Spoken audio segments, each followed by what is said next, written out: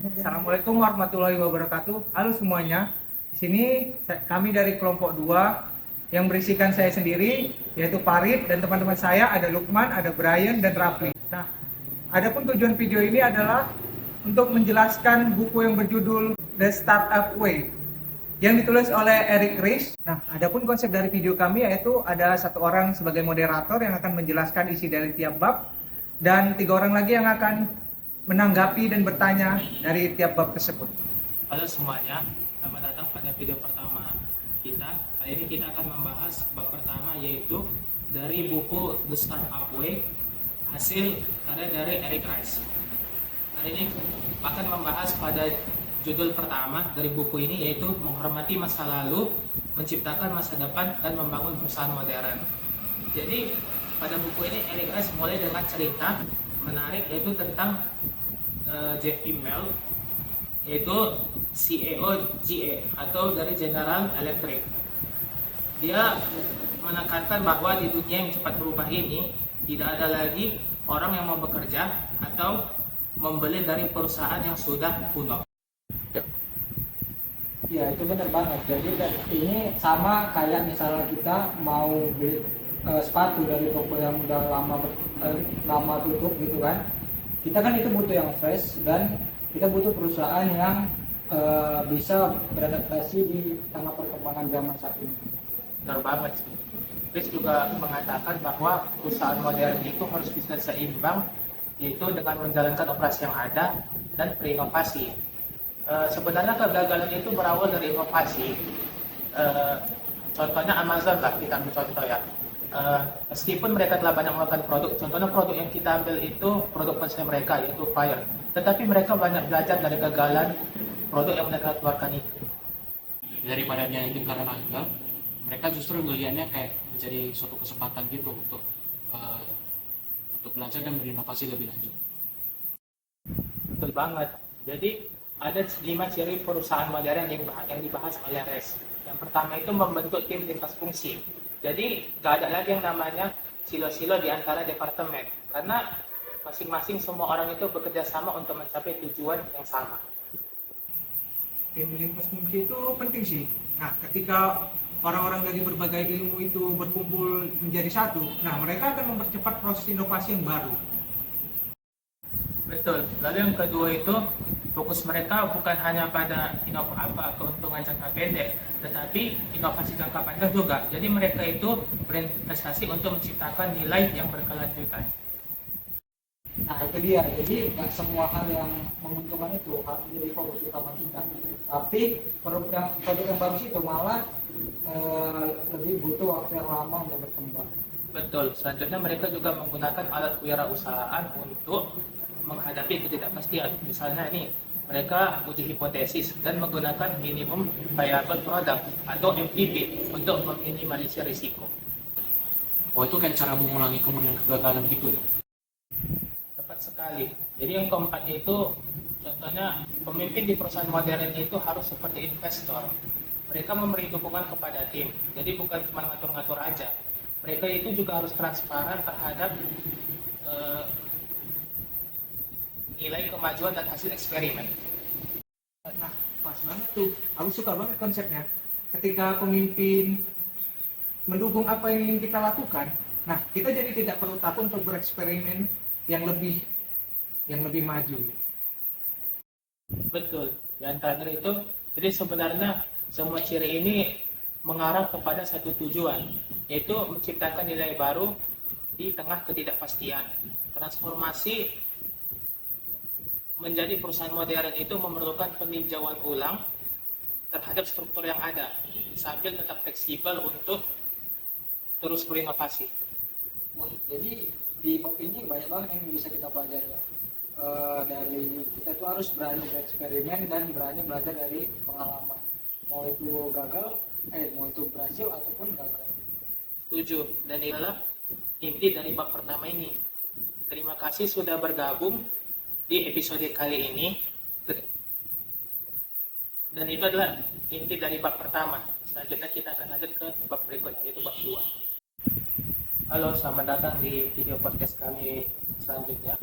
Di episode kali ini kita akan membahas dari buku The Startup Way dari Eric Rice yang berjudul Kewirausahaan yang Hilang pada bab 2. Eric Rice di bab ini banyak menyoroti perusahaan yang tidak memiliki fungsi kewirausahaan yang formal. Bayangkan, pada zaman dahulu, ketika belum ada departemen pemasaran, semua orang mengerjakan tugas secara tidak terorganisir dan berantakan. Dan hasilnya ya tahulah kan gimana. Iya benar banget. Gimana bisa efektif kalau semua orang ngelakuin tanpa adanya tanpa ada yang fokus gitu kan. Ini kan bisa jadi alasan kenapa inovasi itu sering terlambat. Tepat. Riz bilang bahwa perusahaan modern itu harus bisa melihat kewirausahaan sebagai disiplin inti, bukan hanya sebagai tanggung jawab yang tersebar di berbagai departemen. Tanpa fungsi yang terpusat, inovasi jadi terhambat, dan ide-ide baru yang berisiko tinggi seringkali terabaikan. Betul. Dan fungsi kewirausahaan itu juga berfungsi untuk mengawasi startup internal dan menciptakan pendekatan yang struktur untuk mengisi serta mengembangkan ide-ide baru. Nah, bagaimana dengan karir pengusaha? Di berbagai perusahaan, karir pengusaha itu dianggap kurang penting. Nah, ini sangat penting kan? Ya, Riz, jadi di bab ini Riz itu menjelaskan atau menekankan pentingnya jalur karir yang jelas untuk pengusaha. Ini termasuk pengembangan kinerja, bimbingan, dan matriks dari kewirausahaan. Sama seperti departemen lainnya, yaitu dari departemen pemasaran dan keuangan. Oh, jadi mereka jadi merasa bisa punya tujuan dan merasa bisa berkembang di dalam perusahaan tanpa merasa terasingkan gitu. Persis. Tapi ada tantangan yang besar harus dihadapi perusahaan. Jika hal itu berhasil, itu bisa mengancam struktur perubahan yang sudah ada dan seringkali memicu resistensi dari manajer tradisional. Tantangan yang besar. Mungkin mereka merasa terancam dan keberhasilan startup ini. Pemimpinan baru itu juga penting. Pengusaha butuh manajemen yang mampu untuk mengakomodasi eksperimen dan eksekusi mereka untuk menjadi lebih cepat. Betul. Jadi alat manajemen tradisional itu seringkali nggak efektif untuk mereka lagi. Tim kewirausahaan itu butuh fleksibilitas yang lebih. Dengan mengenali kewirausahaan yang lebih, inovasi dan mengantisipasi stagnan akibat praktek konvensional yang takut akan risiko. Wah, jadi itu membuka wawasan kita ya, tentang kewirausahaan di dalam perusahaan. Jadi perusahaan itu harus mempunyai kewirausahaan untuk menjadi DNA gitu, bukan sekedar tanggung jawab. Setuju banget. Terima kasih sudah melihat video kami, nonton bab 2 kami ini. Selanjutnya kita akan lanjut ke bab 3. Baik, sekarang kita akan masuk ke bab 3 dari buku The Startup Way yang berjudul Pola Pikir Startup. Di sini Eric Rice membagikan prinsip-prinsip dasar yang dimiliki oleh para pendiri startup, terutama di Silicon Valley. Ya, salah satu prinsipnya adalah berpikir besar, mulai dari yang kecil berkembang dengan cepat. Ini menarik banget. Jadi, meskipun mereka punya visi yang, mereka juga harus tetap memulai langkah-langkah yang kecil dulu kan. Tepat. Jadi pendekatan ini memungkinkan mereka melihat potensi pasar dan melakukan penyesuaian tanpa tapi risiko yang besar gitu. Nah, ini penting nih untuk memaksimalkan tim dan menghindari jebakan-jebakan pengeluaran yang tidak terarah. Dan mulai kecil, mereka bisa menguji ide-ide secara cepat dan terus menerus.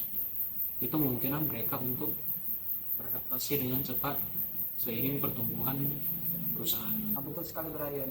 Dan fungsi kewirausahaan itu juga berfungsi untuk mengawasi startup, menciptakan pendekatan terstruktur yang menguji serta mengembangkan ide-ide terbaru gitu kan. Ini penting untuk keberlanjutan inovasi di perusahaan besar. Benar tuh apa kata Lukman.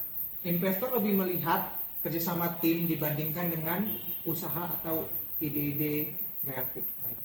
Benar, tim yang kuat akan menghadapi tantangan yang ini menunjukkan bahwa bisnis itu dinamis. Adaptasi lebih penting dibandingkan mengikuti rencana awal. Itu juga menjelaskan kenapa startup itu lebih suka tim kecil. Jadi di tim kecil itu komunikasi efektif, jadi komunikasi itu bisa jadi lebih efektif dan keputusan diambil lebih cepat. Setuju banget. Kecil bisa membangun hubungan yang dekat, meningkatkan, memastikan bahwa setiap anggota merasa bertanggung jawab atas hasil akhir. Dan mereka juga bisa membentuk tim lintas fungsi untuk menghadapi berbagai kebutuhan operasional. Ini fleksibel banget. Struktur lintas fungsi ini membantu startup untuk mengadaptasi dengan cepat. Betul. Anggota tim bisa saling belajar dan mengembangkan baru dan mendukung pertumbuhan perusahaan yang secara keseluruhan.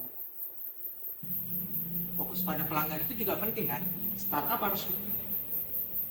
harus memahami masalah dari sudut pandang mereka agar bisa menciptakan solusi yang relevan. Dengan memahami kebutuhan ini dan preferensi pelanggan, startup bisa mengembangkan produk yang memberikan nilai tambah. Ini juga membantu membangun loyalitas terhadap para pelanggan-pelanggan. Dan jangan lupa juga soal struktur keuangan. Banyak startup yang menawarkan saham kepada karyawan mereka sebagai insentif. Nah, iya, jadi ini mendorong karyawan untuk merasa memiliki perusahaan tersebut dan termotivasi juga untuk berinovasi dalam jangka waktu yang panjang. Nah, karyawan kan bisa terlibat, itu bisa cenderung bekerja lebih baik lagi. Kalau begitu budaya kerja yang kolaboratif pun terbentuk ya. Setiap orang merasa bertanggung jawab terhadap kesuksesan perusahaan. Betul sekali Brian. Membantu mereka dalam mengurangi ketidakpastian dan meningkatkan responsivitas terhadap perubahan pasar. Dan di sini juga tim berperan sangat besar. Jadi mereka bisa tetap terus fokus pada pembelajaran dan adaptasi sepanjang perjalanan bisnis ya. Betul sekali. Dan terakhir penting juga bagi startup untuk fokus pada kinerja yang relevan. Mereka perlu mengukur keberhasilan tidak hanya tetapi juga dari metrik yang bisa memprediksi. Dengan cara ini mereka bisa tangguh dan terus berkembang sesuai dengan tujuan jangka panjang yang ditetapkan. Jadi banyak juga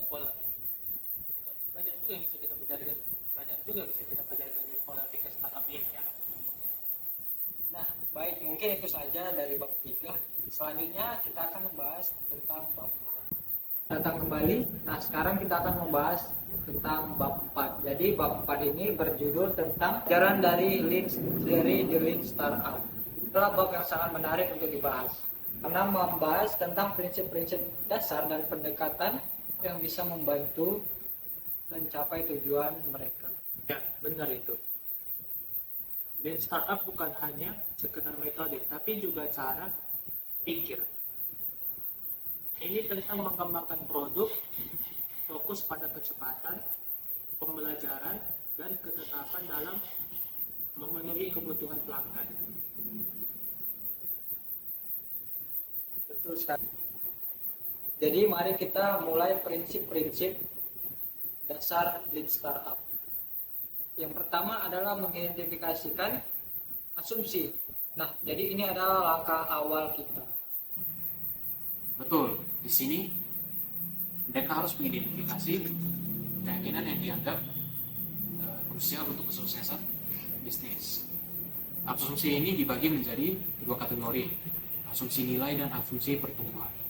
Nah, jadi dengan mengidentifikasikan asumsi-asumsi ini bisa fokus pada elemen-elemen yang paling penting untuk menguji kelayakan ide mereka. Selanjutnya adalah eksperimen cepat. Ini berarti konsep MVP itu berperan. MVP adalah sederhana dari produk yang memiliki. Dengan MVP, startup bisa menghemat waktu dan biaya serta mendapatkan data awal tentang apakah produk itu yang ingin mereka jual ke pasar. Dari sini yang menarik adalah belajar seperti ilmuwan. Di startup ini menekankan bahwa sangat penting validated learning. Jadi setiap eksperimen itu setiap eksperimen itu mempunyai kesempatan belajar. Betul banget itu. Jadi validated learning ini memungkinkan tim untuk mengumpulkan informasi secara objektif dan membuat keputusan berdasarkan bukti. Ini juga mengurangi bias dalam pengambilan keputusan. Kemudian ada siklus dari metode Lean Startup. Nah, setiap eksperimen itu akan menghasilkan data yang kemudian akan diukur, dipelajari, dan juga digunakan untuk Tujuannya itu adalah untuk menciptakan produk yang lebih baik secara berkelanjutan. Setiap iterasi didasarkan pada pembelajaran dari hasil yang sebelumnya. dihadapkan pada keputusan strategis, pivot atau perfect. Apa yang bisa kamu ceritakan tentang itu? Jadi, pivot itu mengubah aspek penting dari atau strategi bisnis berdasarkan data yang diperoleh. Ini membantu perusahaan tetap fleksibel, tetap fokus pada misi dan visi mereka. Bab ini juga membahas kata dari pendekatan Lean Startup di Departemen tahun 2013. Mereka melakukan wawancara langsung dengan siswa orang tua untuk memahami kebutuhan mereka. Dengan menggunakan prototipe sederhana seperti telepon kardus, mereka bisa menguji berbagai fitur dan mengamati perilaku pengguna secara langsung. Nah, itu juga jauh lebih efektif dibandingkan hanya asumsi. Mereka menemukan bahwa beberapa fitur yang mereka anggap penting ternyata tidak menarik bagi pengguna. Menunjukkan betapa pentingnya untuk melakukan eksperimen cepat dan memahami kebutuhan pengguna secara mendalam. Dia menunjukkan produk yang lebih sesuai. Iya, jadi melalui eksperimen cepat ini fokus pada pembelajaran dan kemampuan untuk beradaptasi dengan kebutuhan pengguna. Lean Startup bisa menjadi bagian praktis. Ada penekanan tentang iterasi. Lean Startup ini mendekatkan dan memungkinkan perubahan dari setiap langkah, mengurangi resiko, akan kemungkinan keberhasilan di pasar. Untuk menciptakan produk yang relevan dan berguna. Hebat banget ya, banyak banget pelajaran yang bisa kita ambil dari bab ini. Nah, benar sekali. Jadi kita akan lanjut ke bab 5, bab berikutnya. Baik, kita lanjut ke bab 5 dari buku The Startup Way yang berjudul Sistem Manajemen untuk Inovasi dalam Skala Besar.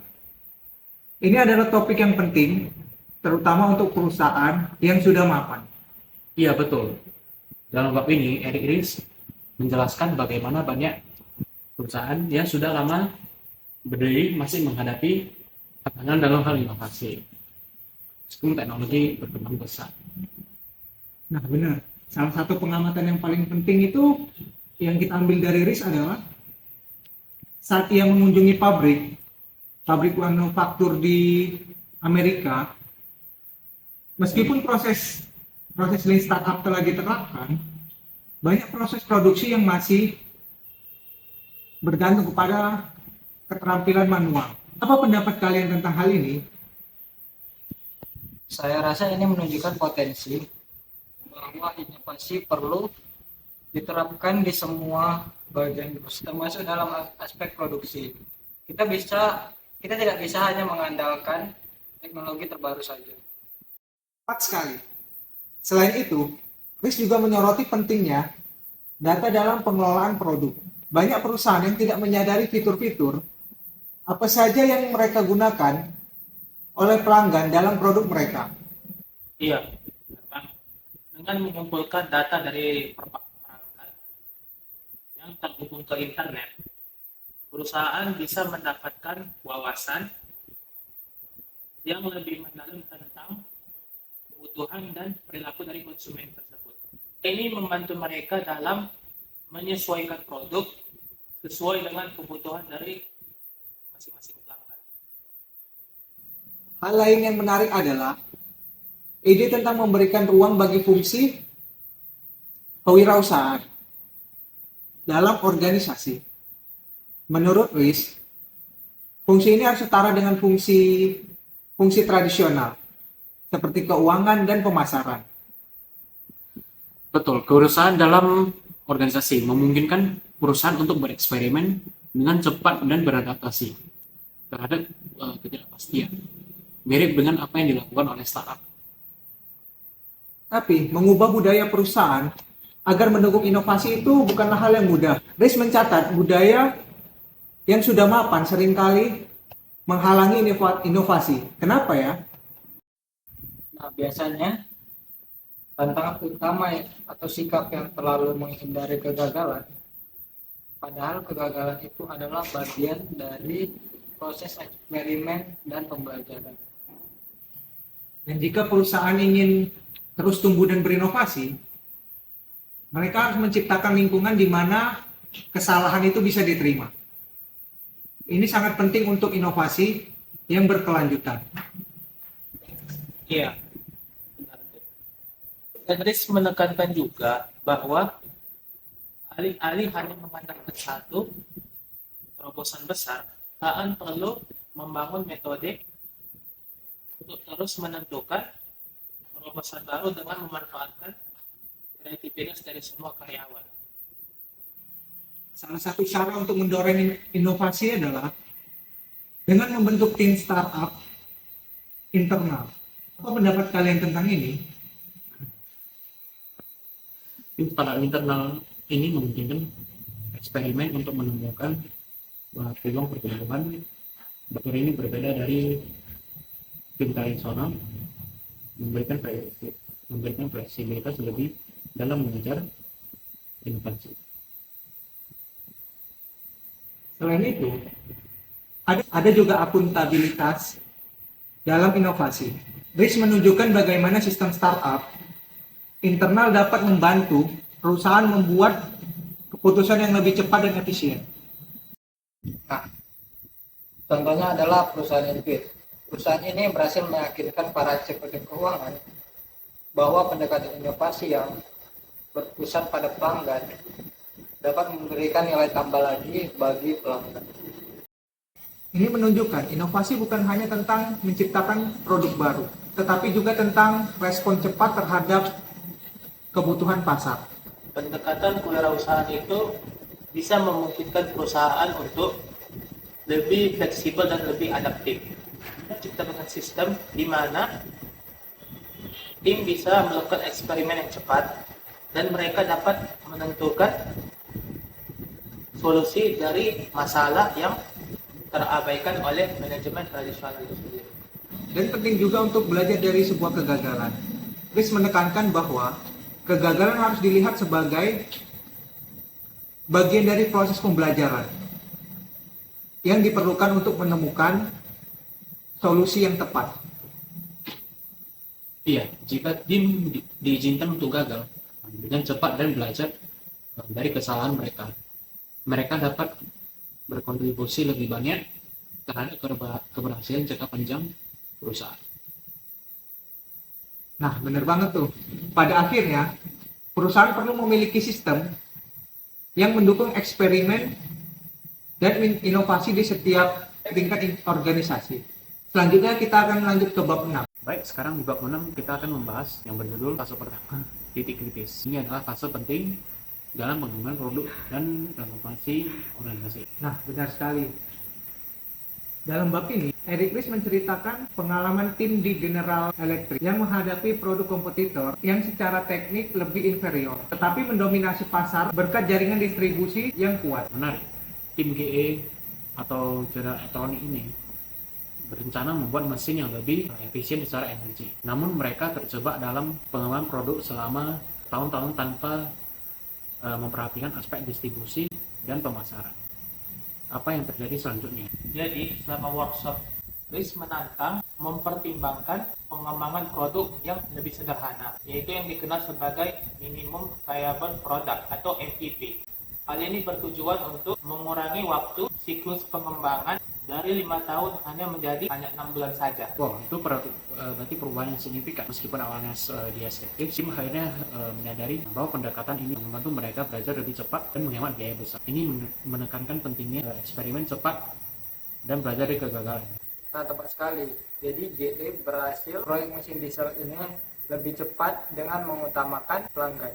Mereka juga mengurangi risiko teknis dengan menggunakan metrik yang sesuai untuk mengukur hasil eksperimen. Juga menjelaskan bahwa transformasi besar seperti ini menimbulkan motivasi yang kuat. Ada 3 kekuatan pendorong utama yang biasanya memicu perubahan, yaitu krisis, ide baru, dan pertumbuhan ekstrim. Krisis seringkali memaksa hal yang mendesak. Contohnya adalah masalah yang terjadi pada healthcare.com yang memaksa organisasi untuk meninggalkan metode tradisional. Betul.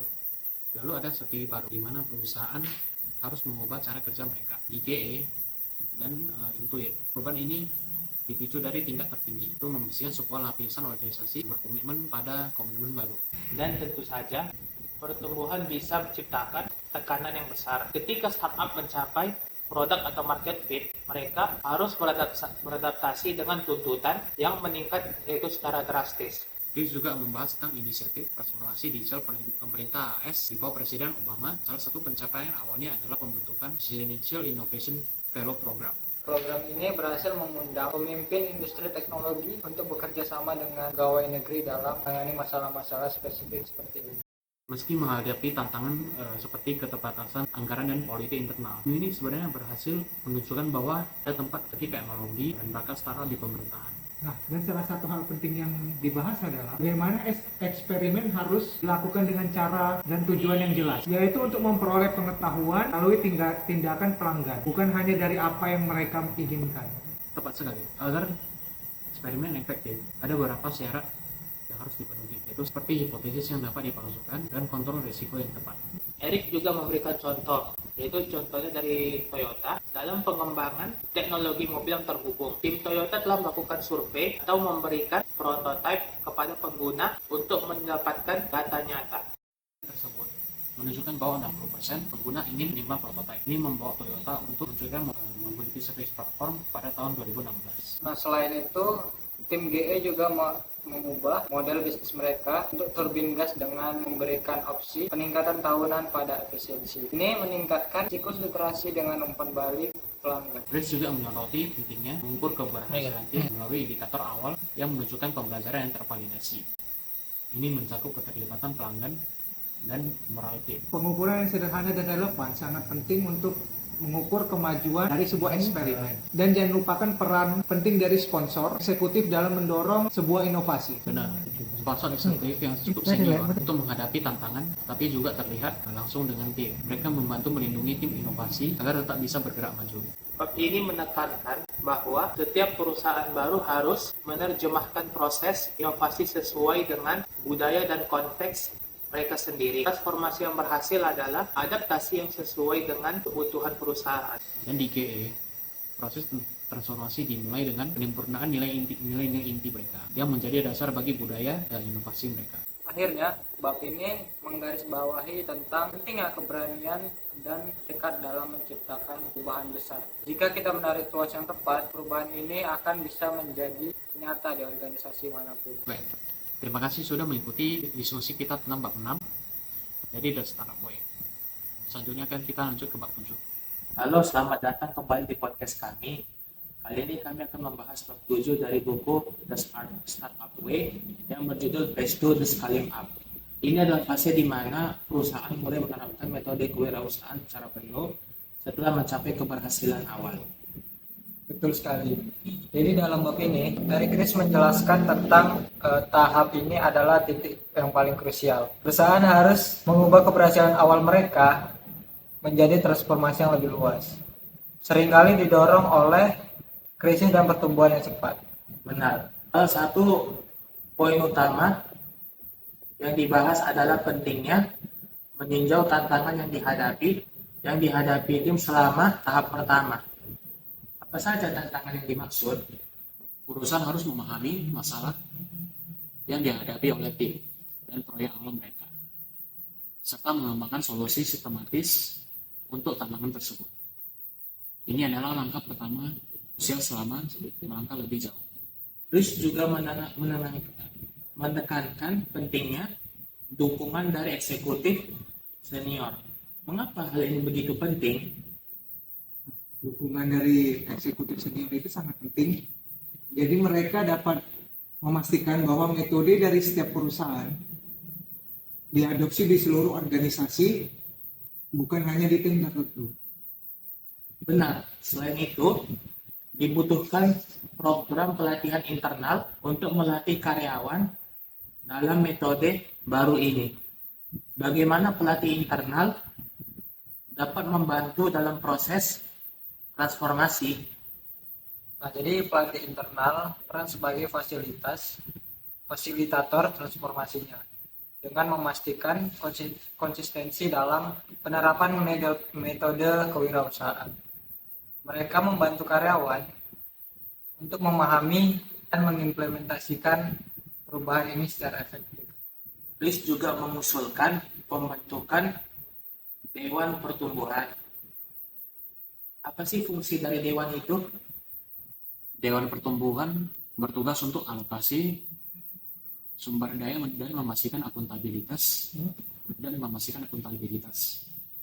Ini mirip dengan cara startup melaporkan perkembangan kepada dewan, sehingga proyek-proyek inovasi memiliki akses ke sumber daya yang diperlukan untuk berkembang. Jadi, inti dari tahap kedua ini adalah memperluas praktik kewirausahaan ke seluruh organisasi. Tepat sekali. Ini bukan hanya tentang memperbanyak tim atau inovasi, tetapi lebih pada menciptakan sebuah sistem dan budaya yang memungkinkan semua perusahaan itu untuk terus berinovasi dan berevolusi. Jadi, peran eksekutif senior, pelatih internal, dan struktur baru seperti growth board sangat penting. Apa yang bisa kita ambil dari bab ini? Nah, jadi kesimpulannya, tahap ini adalah tentang menjadikan inovasi sebagai bagian alami dari cara perusahaan beroperasi setiap harinya. Tanpa dukungan yang tepat, inovasi bisa kehilangan momentum. Betul itu. Jadi untuk perusahaan yang ingin bertransformasi, penting untuk fokus pada sistem dan budaya yang mendukung inovasi yang berkelanjutan. Kita juga harus melihat bahwa proses ini membutuhkan waktu dan komitmen dari semua pihak di organisasi. Terima kasih telah mengikuti diskusi kami dari bab 7 ini. Selanjutnya akan kita lanjut pada bab 8. Halo, selamat datang kembali di podcast kami. Kali ini kami akan membahas bab 8 dari buku The Startup Way yang berjudul Phase 3 Deep System.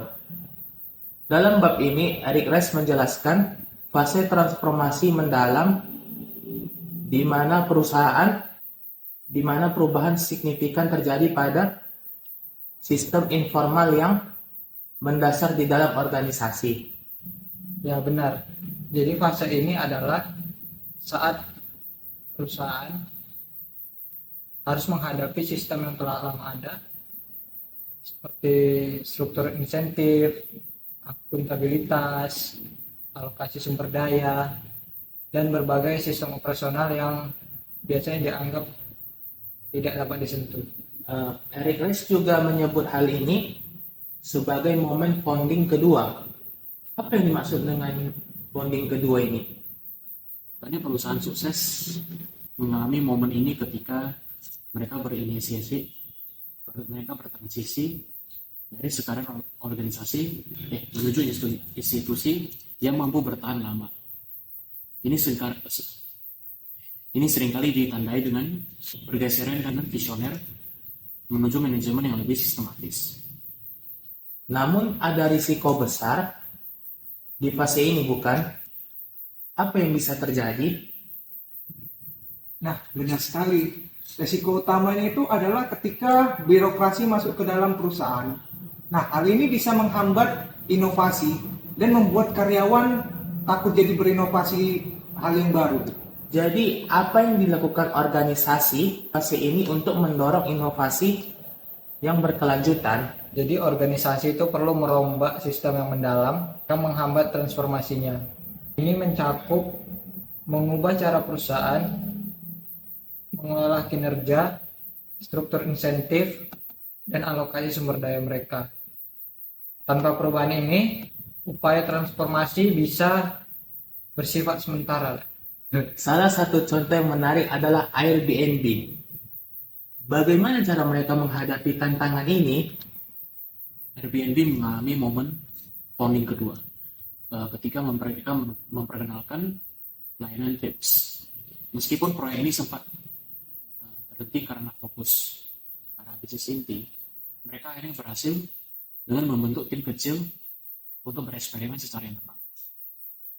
Dan itu membawa mereka ke tonggak penting dalam fase inovasi mereka.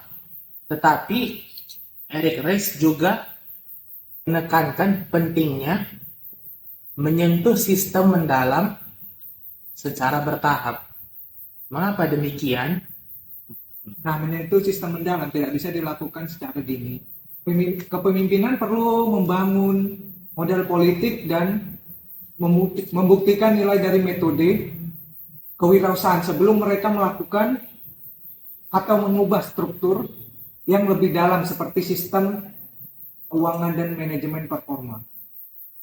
Jadi pembahasan pada sistem ini membutuhkan pendekatan yang hati-hati dan bertahap. Apa peran tim dalam proses ini? Jadi tim-tim dalam organisasi itu tidak hanya mendukung aspek proyek inovatif, tapi juga membuat proses kewirausahaan bagian dari tanggung jawab fungsional mereka. Misalnya, DE memperkenalkan program performance development untuk menyesuaikan manajemen kinerja dengan pendekatan spacewalk. Jadi tim-tim ini seperti mengidentifikasi masalah dengan sistem lama dan melakukan eksperimen untuk merombaknya berdasarkan data dari karyawan. Bab 8 ini menekankan pentingnya melakukan perubahan mendasar pada sistem yang ada agar dapat mendukung inovasi berkelanjutan. Ini adalah fase yang paling menantang dan membutuhkan komitmen dari kepemimpinan serta pendekatan yang terukur. Sangat menarik ya. Jadi untuk organisasi yang dapat atau yang ingin bertransformasi, penting untuk tidak hanya berinovasi, tetapi juga merombak sistem mendalam yang sudah ada. Nah, benar. Transformasi yang berhasil perlu melakukan keberanian untuk melakukan perubahan struktural yang mendasar dan mendukung penuh dari seluruh lapisan organisasi. Terima kasih telah menyaksikan podcast kami yang membahas bab 8 ini. Selanjutnya akan dibahas pada bab 9. Selamat datang di bab 9. Bab 9 ini bahas tentang The Startup Way yang berjudul Akuntansi Inovatif. Bab ini membahas pendekat baru dalam menilai dan mengukur kemajuan perusahaan rintisan, terutama ke metrik nasional tradisional tidak dapat memberikan gambaran yang jelas. Betul sekali itu. Jadi dalam dunia startup, si awal itu sering kali ditandai dengan ketidakpastian.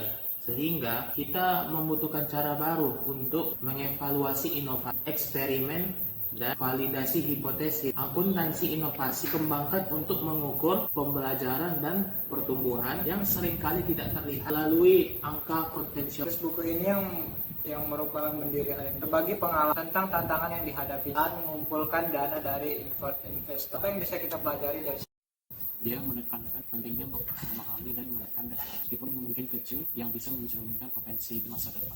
Metrik kecil di jumlah pelanggan kali menjadi indikator awal yang memprediksi pertumbuhan yang eksponensial.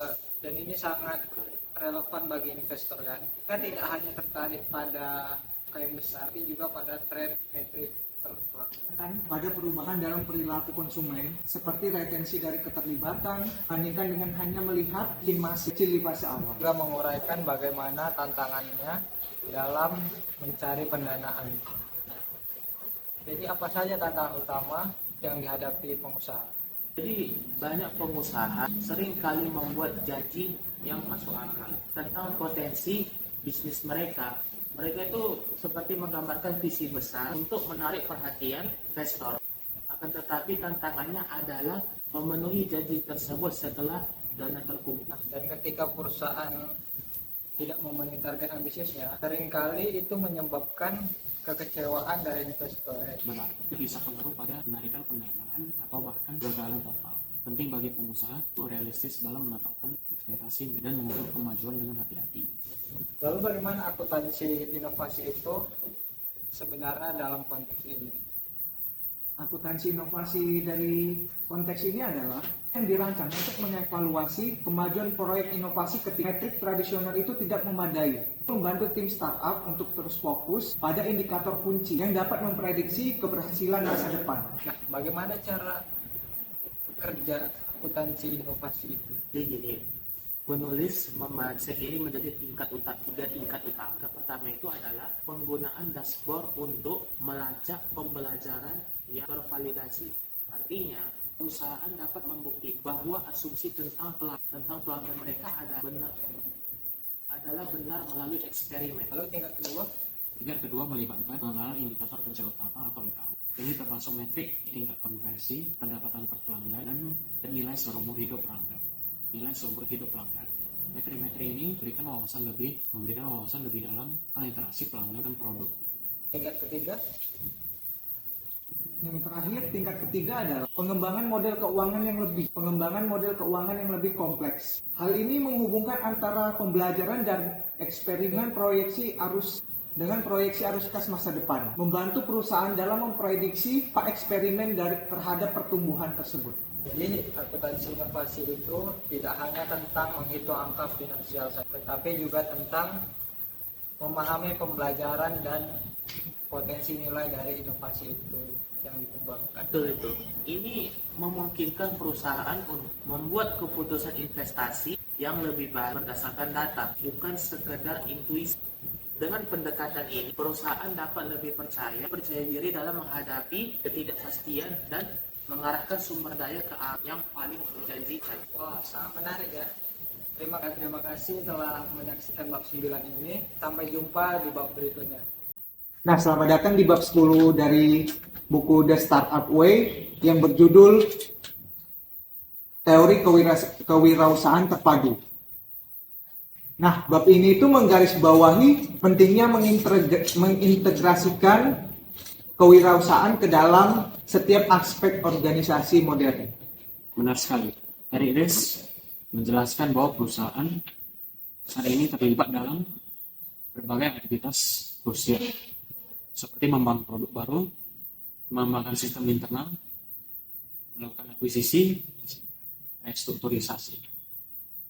Meskipun terlihat berbeda, semua aktivitas ini memiliki kesamaan dalam hal manajemen dan pelaksanaannya. Jadi, apa yang diusulkan oleh Ries untuk mengelola kegiatan-kegiatan ini secara efektif? Jadi Ries menekankan perlunya mengembangkan fungsi kewirausahaan yang terpusat dalam organisasi. Fungsi ini bertugas menggabungkan inovasi dan pertumbuhan serta memimpin transformasi organisasi. Dengan fungsi ini, organisasi menjalankan proyek inovatif dengan pendekatan yang sama seperti startup, termasuk eksperimen besar dan pengambilan resiko yang terukur. Nah, salah satu contoh yang menarik adalah General Electric dan program Quartzworks. Apa yang bisa kita pelajari dari penerapan prinsip startup di General Electric ini?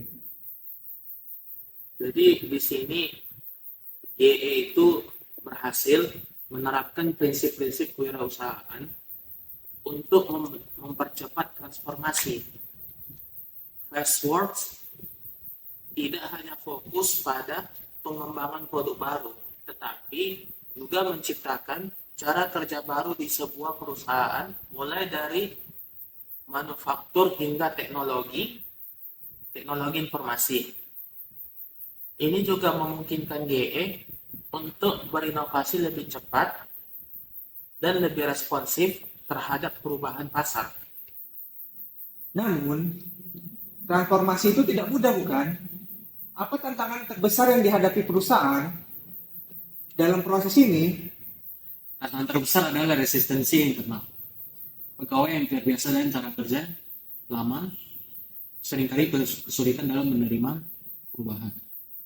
Ini memerlukan upaya khusus dari para pemimpin untuk mengubah budaya organisasi. Proses transformasi juga membutuhkan kesabaran dan ketekunan, karena hasilnya tidak selalu terlihat dalam jangka pendek. Selain itu, ada juga ketidakpastian dari luar. Nah, apa yang harus dilakukan perusahaan untuk menghadapi ketidakpastian ini? Perusahaan harus mengembangkan kemampuan mereka untuk beradaptasi dan fleksibel menghadapi tantangan-tantangan tersebut. Inovasi yang sukses tidak hanya menggantungkan pada ide yang bagus, tetapi juga pada kemampuan perusahaan untuk mengakses dan menerapkannya dengan baik. Dan pentingnya pemimpin yang kompeten dalam fungsi kewirausahaan juga sangat ditekankan oleh RIS. Apa peran mereka dalam proses ini? Jadi pemimpin itu harus memiliki visi dan misi yang jelas, serta kemampuan untuk mendorong tim mereka untuk terus berinovasi. Mereka juga perlu menciptakan lingkungan yang mendukung eksperimen dan berani mengambil risiko. Kegagalan tidak boleh dianggap sebagai aktor, kegagalan tidak boleh dianggap sebagai akhir, tetapi jadikan sebagai bahan dari pembelajaran.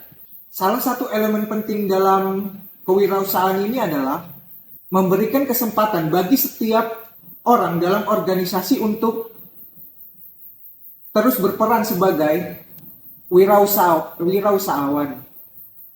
Bagaimana cara mencapainya?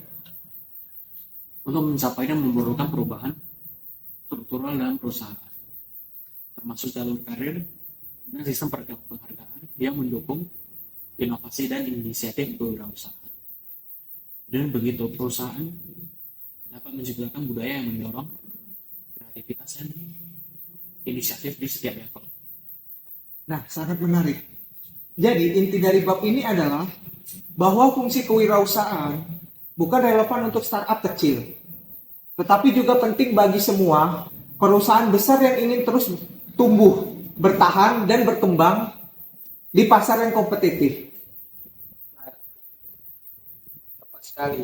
Transformasi organisasi melalui kewirausahaan ini memungkinkan perusahaan untuk terus bertumbuh, berinovasi, dan tetap relevan di tengah perkembangan perubahan yang sangat cepat. Nah, terima kasih telah mendengarkan bab 10 ini. Selanjutnya akan membahas bab 11. Baik, di bab 11 ini kami akan membahas tentang kebijakan pro kewirausahaan. Bab ini menyoroti berbagai faktor yang mempengaruhi kewirausahaan dan kebijakan publik yang dapat mendorong inovasi serta pengembangan startup. Nah, salah satu isu utama yang diangkat di bab ini adalah masalah asuransi kesehatan. banyak calon pengusaha yang merasa terhambat oleh ketidakpastian yang terkait dengan jaminan kesehatan, terutama jika mereka memiliki tanggungan atau kondisi kesehatan yang sudah ada. Betul, penelitian menunjukkan bahwa tingkat kewirausahaan meningkat di kalangan orang sudah berusia 65 tahun ke atas saat mereka memenuhi syarat untuk Medicare. Ini menunjukkan betapa pentingnya jaminan kesehatan dalam mendorong kewirausahaan. Nah, selain itu, generasi baru pengusaha juga mengeksplorasi sistem penyampaian layanan kesehatan yang inovatif untuk memberikan perawatan berkualitas dengan biaya yang lebih rendah. Kebijakan publik ini mendukung eksperimen dan inovasi di sektor kesehatan yang akan sangat penting untuk menciptakan ekosistem